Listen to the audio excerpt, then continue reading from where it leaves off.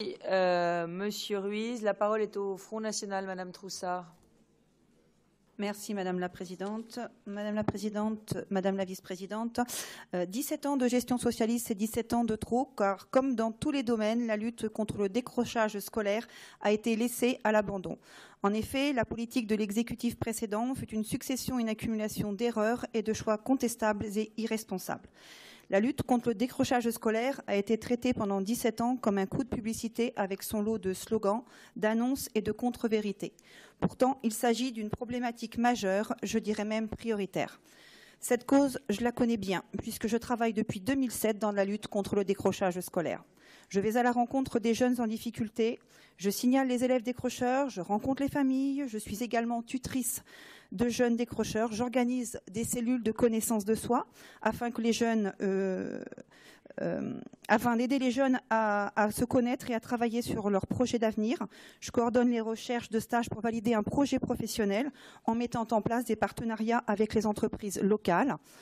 Ce sont bien sûr que des gouttes d'eau dans l'océan des difficultés rencontrées par nos jeunes en Île-de-France, mais je suis fière de pouvoir raccrocher certains profils qui étaient jugés perdus pour le système scolaire.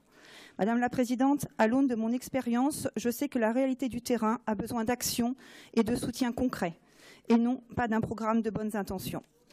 Les motifs du décrochage sont très nombreux, vous l'avez dit, et différents d'un élève à l'autre. Problèmes familiaux, déménagement, mauvaises orientations, addiction, phobie scolaire et j'en passe.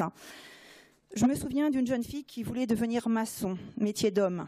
Dans l'entreprise où elle effectuait son apprentissage, elle a été victime de harcèlement sexuel.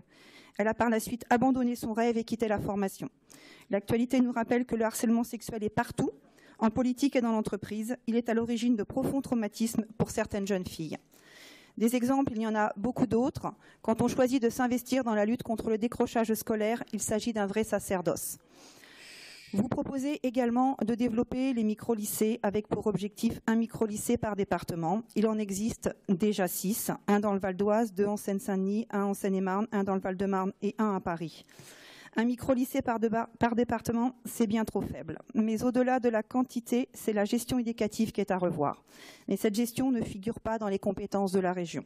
En effet, plutôt que de surcharger les classes à 35 élèves dans des locaux inappropriés, favorisant le décrochage des jeunes fragilisés et qui nuit à l'apprentissage, l'État devrait réfléchir à équilibrer le nombre d'élèves par classe pour revenir à un nombre raisonnable. Madame la Présidente, ce que vous proposez pour lutter contre le décrochage nous semble insuffisant. Nous ne pensons pas que le renforcement du tutorat ou les prises de contact avec les jeunes décrocheurs soient la panacée, mais ces mesures vont malgré tout dans le bon sens. Je vous remercie de votre attention.